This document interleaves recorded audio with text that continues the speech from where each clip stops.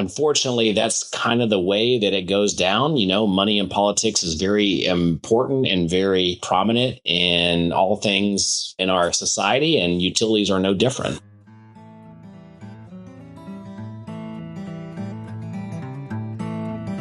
In some parts of the United States, 30 cents of every dollar a utility customer pays to their electric utility goes to profits for those utility shareholders.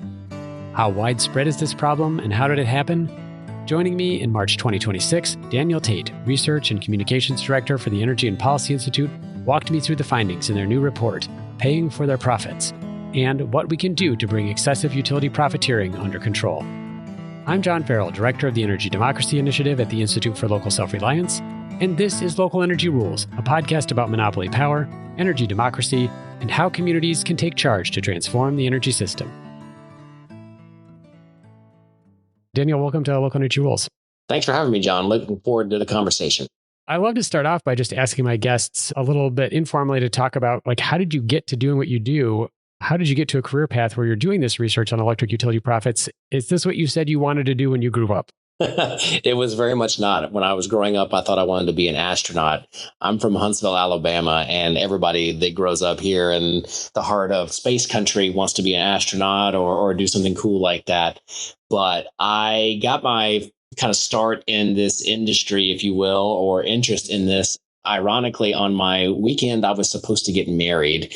There were massive tornadoes that kind of came through this area, which many listeners may recall from late 2011 or mid 2011. And so massive tornadoes came through, hit the Tuscaloosa area, also hit pretty heavily up here where I live in the Huntsville, Decatur area of North Alabama, and knocked out power for about 10 days here directly. And so I didn't get married and instead went on my honeymoon and then came back and got married later because, there was not power for food and my wife's dress was, locked in an electronic safe and all that kind of good stuff. And the fast forward version of this is that in response to that, a lot of local leaders were trying to figure out how we could make sure something like this never happened again, especially with how much space and missile defense and military activity was going on in the area. And so I got involved with some local efforts to try to, rebuild our local community stronger and more resilient. And honestly, just kind of fell in love with it. And so took the first opportunity I had to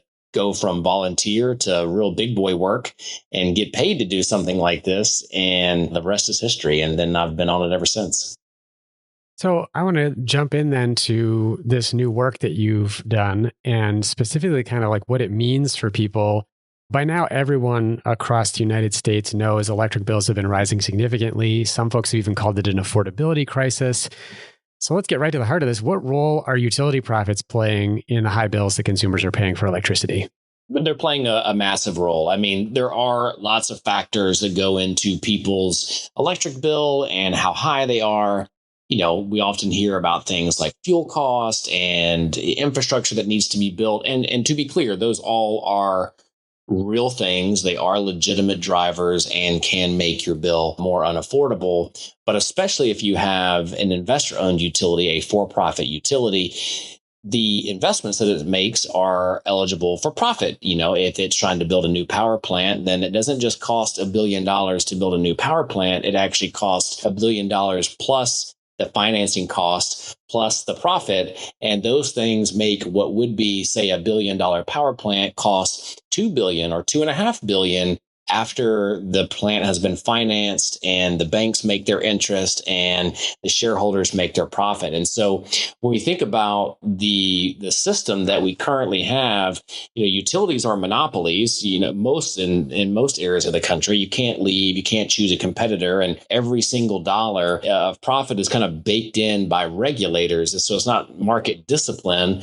or a market issue per se. It's a return that's extracted from captive customers. And it's added to every single investment. So when you talk about profits, we'll talk a little bit later, I'm sure, about how much of your bill is really going towards profit, but it makes everything that we're trying to do more expensive. And so when this balance gets out of whack, it's not just that profits are high, but that investments that we do need to make become even more expensive than they otherwise would be. So you have a terrific report, which I definitely recommend listeners read, called Paying for Their Profits. You use the public financial documents of utility companies to document their profit margins. I was hoping you could kind of get right to this here. Can you give me a sense of the scale of this issue? So like of every dollar I pay on my electric bill, how much is going to those utility shareholders for profit? And how has that been changing in recent years? Yeah, it's actually going up. So let's step back and say, where is it at right now? Where is it going? And how does that compare? So we looked at data from 2021 through 2025. Not all utilities have reported their 2025 data, but all 110 that we looked at, every investor-owned operating company in America had 2021 through 2024. And that in that data, we basically found that about 13 cents of every dollar, so about 13% of the average bill was going towards profit. In the 2025 data that we did have, it was about 15%. So it looks like the profit percentages are increasing this past year. We'll know more when we get the full year of data, but so far it does not look promising for customers. And a couple of things to keep in mind there. This is just kind of median, middle of the road. So there are, of course, utilities that are not charging as much as 15 cents of every dollar or 15%. But there are, of course, utilities that are substantially higher than that. So a couple of examples there would be Florida Power and Light, Georgia Power, some investor-owned utilities in the Southeast, where we're looking at 20%, almost 30% of a bill that is going towards profits. And depending on where you are in the country, it can be a massive, massive part of your bill. This data is public, like you mentioned. It's available already. Utilities report it both to Wall Street in their earnings calls and their earnings reports, as well as through Federal Energy Regulatory Commission or FERC Form 1. So we tried to pull data from either of those where we could get it and compile all that together to figure out, okay, how much of an average bill is going to profit, and then break that down by utility. And that's where this profit tracker was born. You kind of previewed this already, but I guess I just want to emphasize this by asking it to you again. Is there anything I can do as a consumer if I'm feeling frustrated about this? I mean, it sounds like I can't shop around to get a better deal, unfortunately. That's right. I mean, ultimately, the only thing that you have the ability to do, depending on where you live, is make your voice heard through the political process. You know, most of the regulators in America are either appointed by a governor or they are elected by the people. And so you'll need to know in your state which is the case. And you can either vote for people who want to do something different than what's currently being done, or you can make your voice heard to, say, the governor, who would be responsible for appointing those individuals at a public utility commission or a public service commission. Like I said, most of the United States does not have like retail choice where you can just kind of pick your supplier. It's left up to regulators to make that decision. And so that's really where your choice comes from, is with those with those regulators to make your voice heard there. That actually gets me like very in the weeds question I wanted to follow up with. Even in the states that have retail choice, usually the distribution utility, the one that actually delivers the electricity on the poles and wires, is still a monopoly. Is the analysis that you have look at utilities like that are sort of wires only utilities, or were you mostly looking at the vertically integrated ones that have the power plants, the wires, and the retail customers? It's a great question, John. We actually looked at all operating investor-owned utility companies in America, but there's something really important in the data that listeners need to be aware of, right? So if you have a vertically integrated utility, say Georgia Power or Florida Power and Light that we used as examples earlier, that means they own generation, transmission, and the distribution grid and sell to customers. So when we look at their profit, that is kind of a total profit all the way up and down that value chain, if you will, from start to finish. Not all of the utilities that we looked at in this study actually operate that way, not just in places that people might think of like Texas, but think of PJM or maybe parts of MISO, where your local utility is just a distribution utility. And there are other generators and suppliers out there in the market. Unfortunately, our tool does not capture the profit from those other third parties.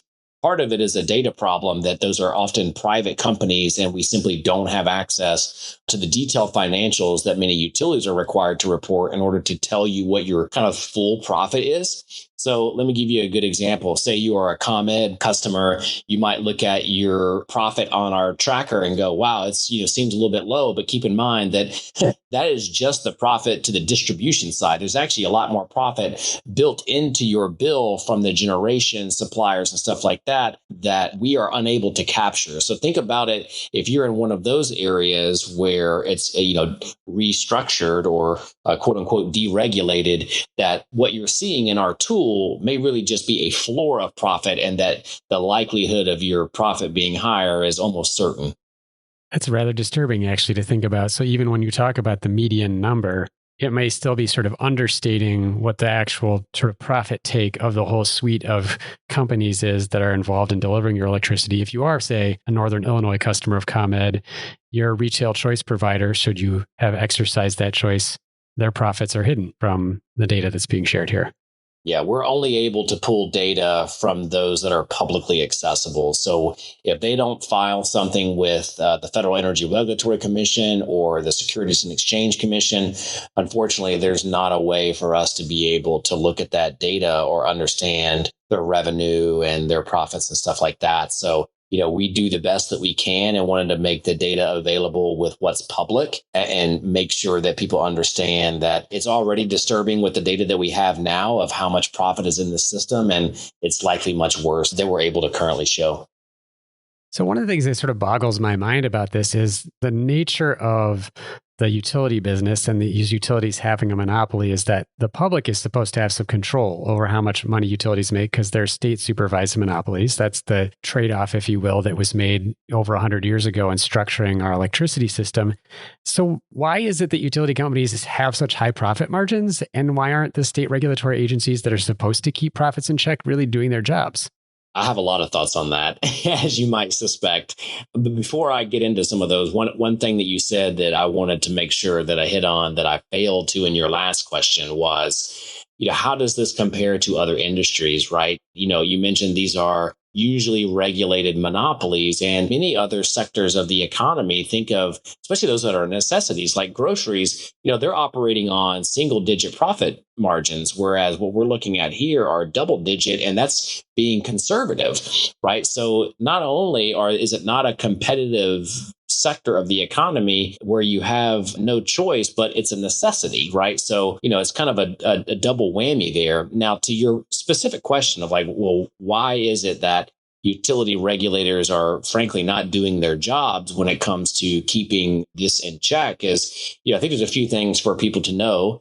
And I'm sure it won't be a shock to many of your listeners that, utilities are among the most politically active industries in any given state. When you think about who has the most lobbyists, who spends the most money on the political process, in almost every state in America, you will find that your investor-owned utility is either number one or really close. Like, these are usually some of the most politically active entities at the state level. They're spending very heavily on lobbying, on the rate cases to set where all these things are being determined.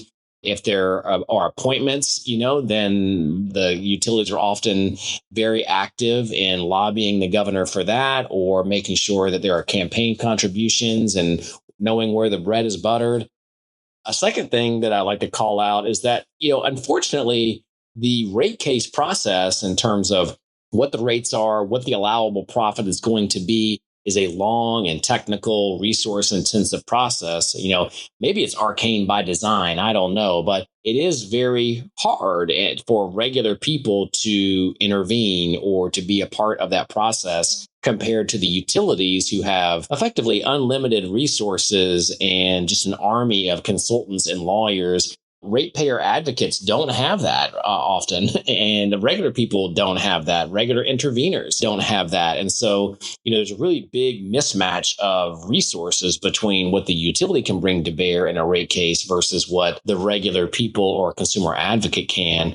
And so that kind of structural issue really aligns with the utility getting what it wants at the end of the day. So Unfortunately, that's kind of the way that it goes down. Money in politics is very important and very prominent in all things in our society, and utilities are no different.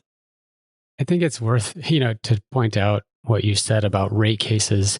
And you were saying how like it's hard to participate as an ordinary person. I just have a funny anecdote. ILSR normally does not do rate cases, in part because we don't have an attorney on staff or, the budget to hire an attorney to represent us.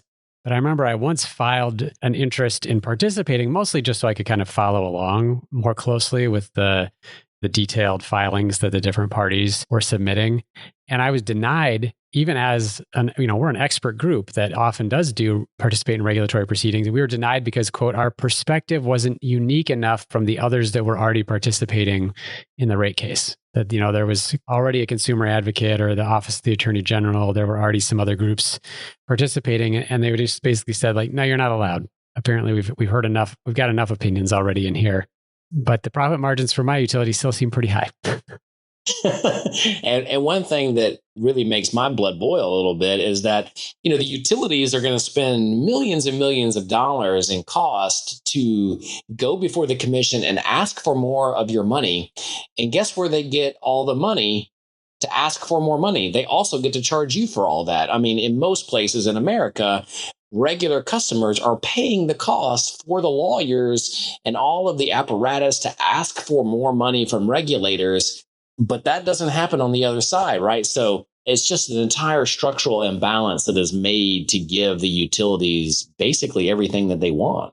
It's also crazy too. Like, it's not just groups like mine that would have to come up with the money to contest in the rate case, but even public utilities commissions have limited budgets, limited staff, et cetera.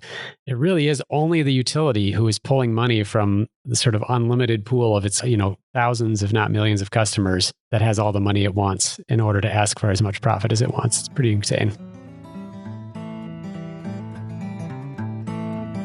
We are going to take a short break. When we come back, I ask Daniel to explain the complex relationship between profit margins and utility return on equity, the big financial consequences of failing to act now, and the many ways states can address this pressing problem. You're listening to a Local Energy Rules podcast with Daniel Tate, Research and Communications Director for the Energy and Policy Institute. Hey, thanks for listening to Local Energy Rules. We're so glad you're here. If you like what you've heard, please help other folks find us by giving the show a rating and review on Apple Podcasts or Spotify. 5 stars if you think we've earned it. As a bonus, I'll gladly read your review aloud on the show if it includes an energy-related joke or pun. Now, back to the program. So I want to talk a little about one of the things that you released with your report was a very cool interactive feature where a user can go put in the name of their utility and find out how much of their bill goes to utility profits. So you gave some examples of like Florida Power and Light, Georgia Power. I just want to emphasize for listeners, and we'll have a link in the show notes. If you want to go check this out, you can go to the EPI website.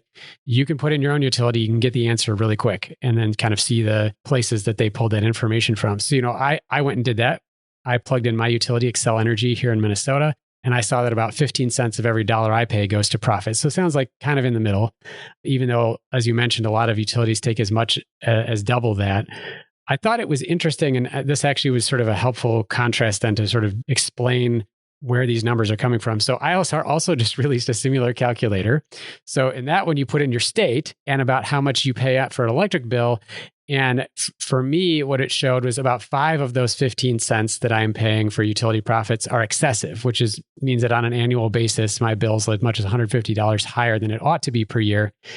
So could you explain the difference between the EPI research that looks at profit margins, as you did in your report, and then the ILSR tool is based on return on equity, which is sort of the underlying metric that we used and is what utility commissions are setting. Could you talk a little bit about that difference? Because I think it also might help people understand the role that the regulator is playing in reaching to these numbers.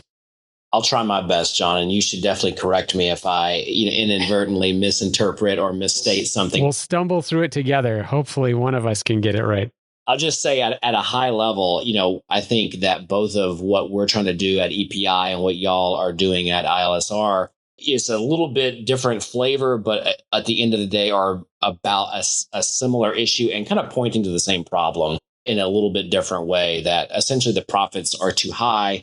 These are independent methodologies or kind of different ways to get there, but they're kind of corroborating each other is the way I look at it. Not a contradiction in the sense that they're showing, that there's a lot of profit in the system. And then what your calculator is doing is, okay, well, what would it be like if, some of that excess fat, if you will, were cut out of the system? What does that really translate to in terms of dollars back in people's pockets? And so our calculator looks at net income for the entire utility and revenue for the entire utility. So in your case for Excel, it's, it made a certain number of $1 billion that year, and it kept a certain number of $1 billion in profit. And then it's a very simple division, right? Net income divided by revenue. There was a certain percentage, in your case, about 15. And that's how much at the end of that year they kept as profit. Whereas what you're looking at with the calculator that y'all put together, and frankly, most public service commissions are looking at something called return on equity, which is a key marker of how utilities determine how much profit they get to keep.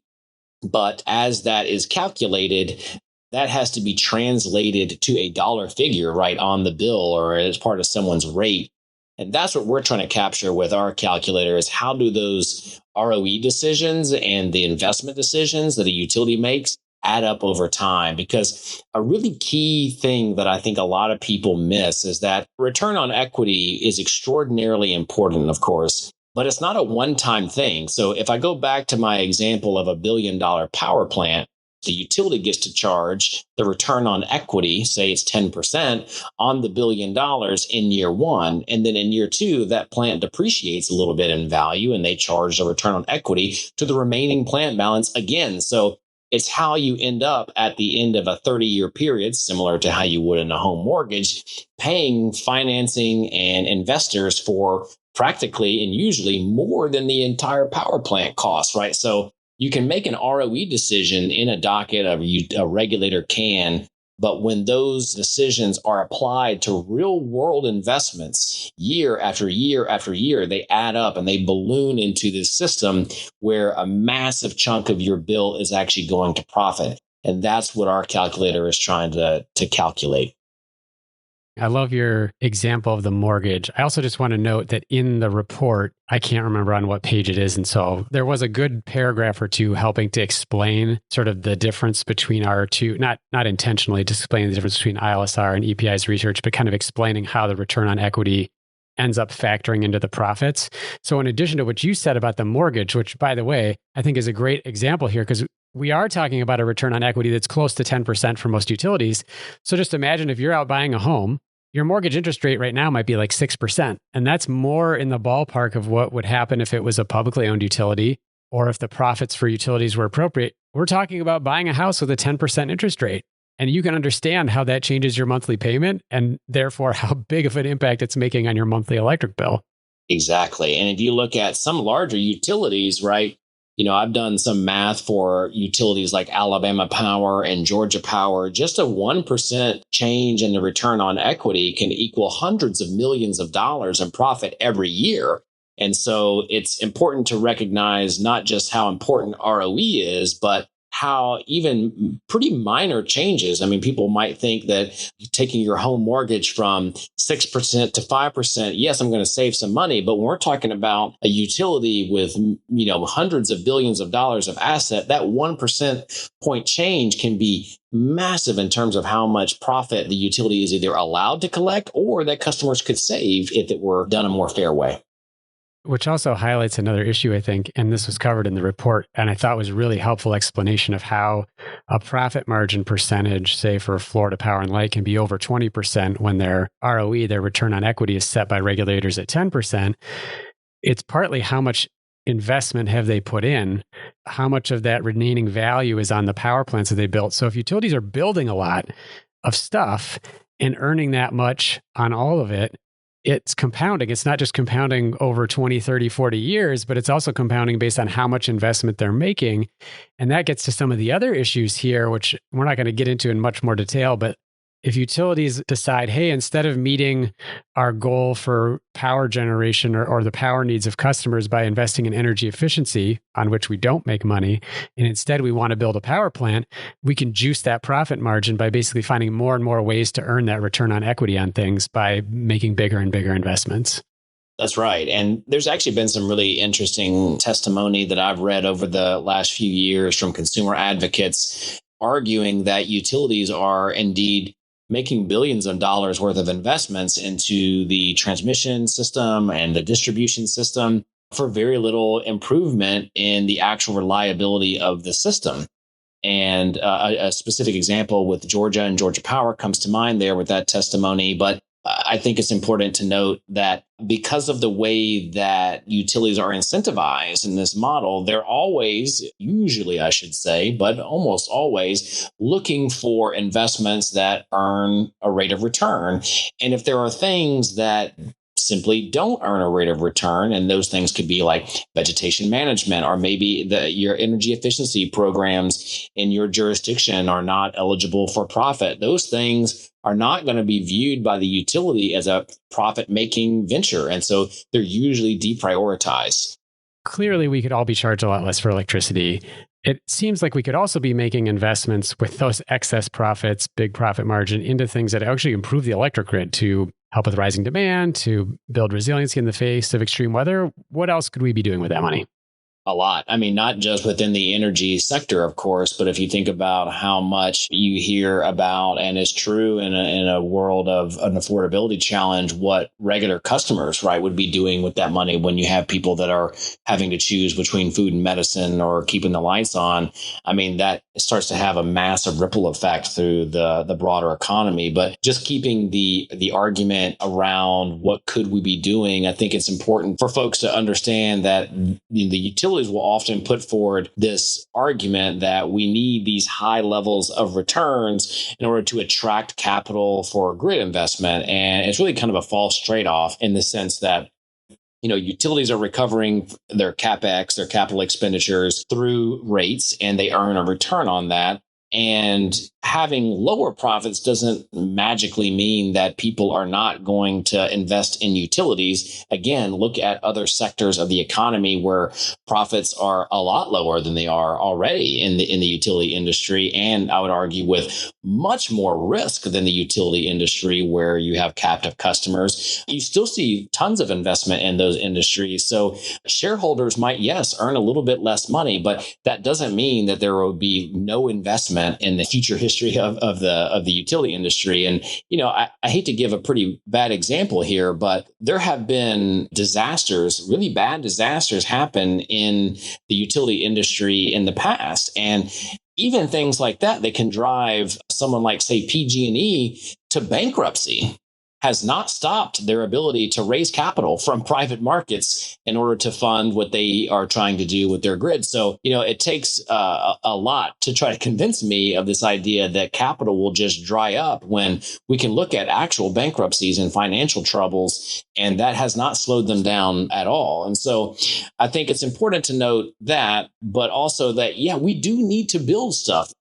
We are going to need power plants. We're going to need transmission lines. And so the real question is not whether or not we should stop building. I don't think anyone's making a serious argument for that. But what is a fair and reasonable cost to customers for doing that? And I think A, when there's a huge affordability challenge right now, and B, when we have, frankly, a massive amount of construction that's going to be necessary, that tells us that now is the time that we have to address this, because as we're making those investments, if we don't get things like return on equity and profit done well, done right, then we are simply condemning people to decades of excess profits in the system.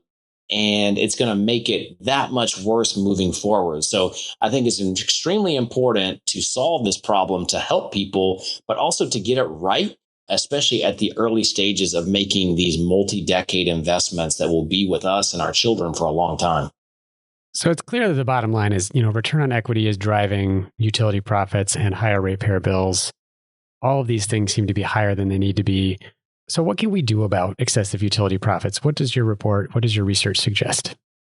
Yeah, we put forward a few ideas or things that we have seen other states and, other regulators around the country start to talk about. start to address, we'll say up front, the EPI, and we do not say or give specific examples of this is the right way or the only way to do it, because that's simply not true. Every area of the country, every state, every locality may have a different flavor or way that they want to try to attack this problem. But I think that most of the solutions kind of fit into a few buckets. And one, of course, is lowering the amount of profit in the system. And that can be through things like lowering the return on equity or better scrutinizing what is actually eligible to earn a return on equity in the first place. So kind of right sizing those investments and right sizing return on equity. Of course, there are other things that address kind of this power imbalance that we talked about earlier in the podcast around how much money the utilities have in order to be able to fund their advocacy at the Public Service Commission for a rate case or for their ROE versus good funding and healthy funding levels for ratepayer advocates, attorney generals, other interveners, things like that. And then, this report and what we try to do is increase the transparency of what's happening around the country. I feel like a lot of this is kind of arcane and wonky, and even amongst public utility commissioners, kind of a level removed, right, from the real impact that these decisions have on regular people. And so I feel like that was a huge driver for why we wanted to do this report, to be able to kind of break down, okay, yeah, we're all talking about return on equity and these financial metrics, but what does that really mean when we talk about somebody's bill? And how can we judge our decisions as a public utility commission against those types of metrics of our impact to regular customers? So that was another big motivator, and another thing that can be done at the state and local level is helping to increase that transparency as well. Do you have any particular place that you have seen, and I realize this wasn't the scope of your report necessarily, but are there any state or regulatory commission that has taken an action like what you're recommending, where you think, oh, this is a good example that I might give people to say, if you want to do something, look at what South Dakota did or something like that? It's a good question. We've seen a few states introduce bills that will lower return on equity or start to address some of these problems. The American Economic Liberties Project has a model bill that they put out, and we link that in our report. Again, that kind of gives some framework that jurisdictions or states around the country can edit from. Seen some ROE bills in New York, I believe it was. There's been some movement for work in Florida that I think ultimately has died for this session. So I've noticed that where things are being tried is not what you might think in terms of political lens or partisan lean. This is kind of a widespread problem that people are reckoning with all over the country, both in red states and in blue states. And I will say that something that we also talk a little bit about in the report, but again, as devils in the details, are things like performance-based rate making. How much do you and what do you incentivize as the Public Utility Commission to get from your utility versus what do you penalize?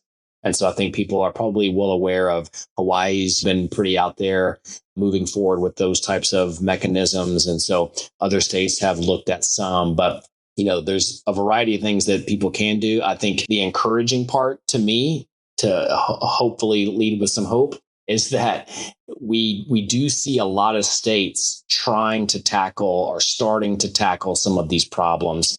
And that can be ROE bills. It can be public finance bills, performance-based rate making. There's just so many different ways to solve the problem. But the good news is we are seeing states all across the country, left and right, red, blue, that are starting to look heavily at these solutions. Well, Daniel, thank you so much to you and your colleagues for doing this research and helping us better understand where utility profits are and where they're coming from, and for giving us some sense of the solution space where we can start to address it. It's terrific. I really appreciate you coming on the podcast to talk about it. Thanks for having me, John. Thank you so much for listening to this episode of Local Energy Rules with Daniel Tate, Research and Communications Director for the Energy and Policy Institute. On the show page, look for links to Paying for Their Profits and to the interactive feature on the EPI website, where you can see how much of your bill goes to utility profits. We'll also have links to the calculator from the Institute for Local Self-Reliance, which explains how much extra you pay to pad shareholder profits, because your state's utility regulators have failed to hold the line. For more on utility accountability, check out other research projects from EPI and reports like Upcharge on the ILSR website. Local Energy Rules is produced by myself and Ingrid Burson, with editing provided by audio engineer Drew Birschbach. Tune back into Local Energy Rules every 2 weeks to hear how we can take on concentrated power to transform the energy system. Until next time, keep your energy local, and thanks for listening.